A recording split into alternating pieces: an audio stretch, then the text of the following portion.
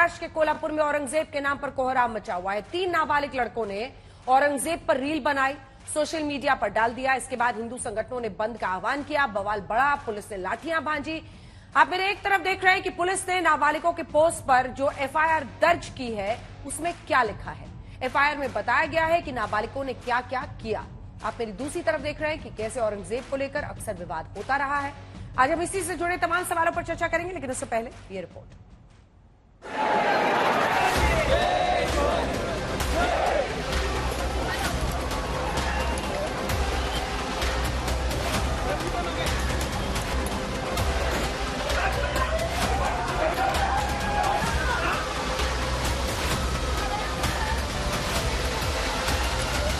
कानूनी व्यवस्था बनाए रखने के लिए सभी लोगों ने सहयोग करने की आवश्यकता है। महाराष्ट्र में अचानक कुछ जिलों में औरंगजेब की औलादें पैदा हुई है। This is a failure of the government in power. जगह कोल्हापुर का छत्रपति शिवाजी महाराज चौक। वक्त सुबह के 10 बजे। देखते ही देखते पूरे इलाके में औरंगजेब के खिलाफ हिंदू संगठनों का सबसे बड़ा विरोध प्रदर्शन शुरू हो गया।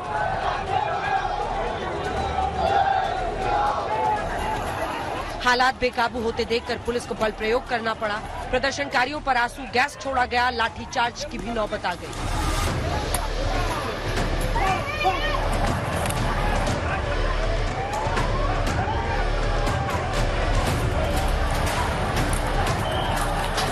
पूरा विवाद कल औरंगजेब पर 3 नाबालिग लड़कों के व्हाट्सएप स्टेटस से शुरू हुआ था। व्हाट्सएप स्टेटस वायरल होने के बाद 2 समुदायों में तनाव हो गया, पथराव की भी घटना हुई।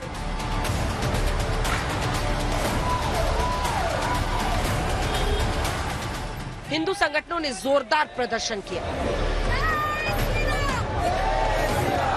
हिंदू संगठनों ने कोल्हापुर बंद का आह्वान किया था। कोल्हापुर के छत्रपति शिवाजी महाराज चौक पर सुबह 10 बजे हिंदू संगठनों के कार्यकर्ता जमा हुए। फिर आरोप है कि भीड़ में कुछ लोगों ने नारेबाजी करते हुए कुछ दुकानों में भी तोड़फोड़ की कोशिश की। हालात को संभालने के लिए पुलिस ने उपद्रवियों पर लाठीचार्ज कर दिया।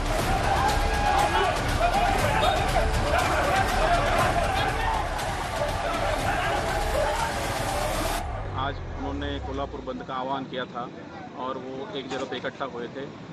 उनसे भी बात करने के बाद उनका आंदोलन जब खत्म हुआ और लोग वापस जाने लगे, तो वापस कल की तरह ही कुछ मिसक्रिएंट्स ने स्टोन पेल्टिंग की है। कुछ जो डेली वेजर्स है, जो शॉप लगाते हैं रास्ते पे, उनकी गाड़ियों की नुकसान करा है उन्होंने। मुख्यमंत्री एकनाथ शिंदे ने लोगों से शांति की अपील भी की और उपद्रवियों को चेतावनी भी दी।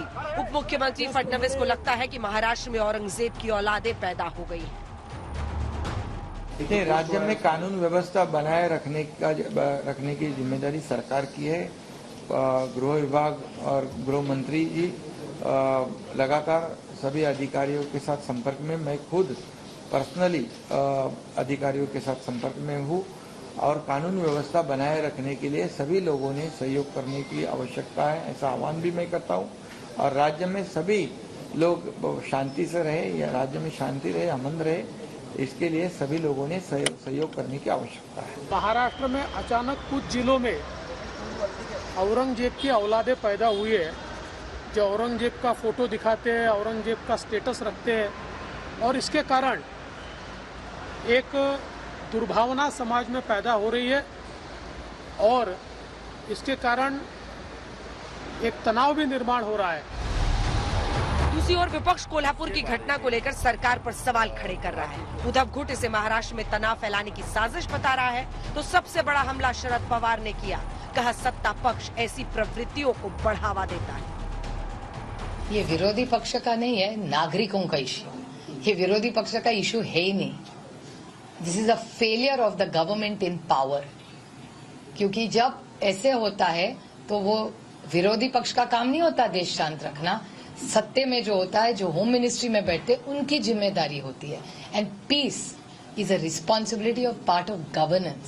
समझो किसी का पोस्टर कुछ दिखाया या बताया, इसलिए लोग में हमला करना, एजिटेशन करना, इसकी कोई आवश्यकता है?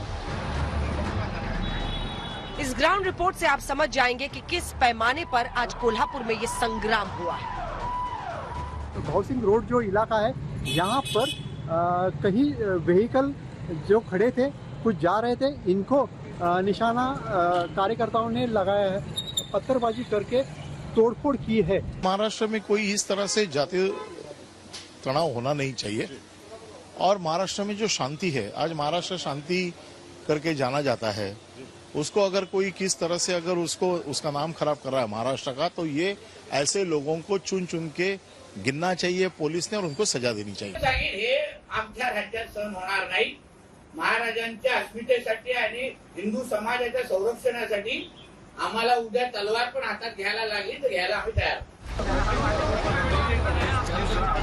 औरंगजेब पर बवाल पुराना है। असदुद्दीन ओवैसी की पार्टी AIMIM के नेता अक्सर औरंगजेब पर फिदा दिखते हैं। पहले 14 मई 2022 को औरंगजेब की कब्र पर पहुंच गए थे असदुद्दीन ओवैसी के भाई अकबरुद्दीन ओवैसी। तब फडणवीस ने कहा था कि ये राष्ट्रवादी मुस्लिमों का अपमान है और संजय राउत ने कहा था ये महाराष्ट्र को चुनौती है। फिर बाद में महाराष्ट्र के अहमदनगर का एक वीडियो वायरल हुआ, जहां उर्स के कार्यक्रम में AIMIM के जिलाध्यक्ष औरंगजेब के पोस्टर के साथ डांस करते दिख रहे थे।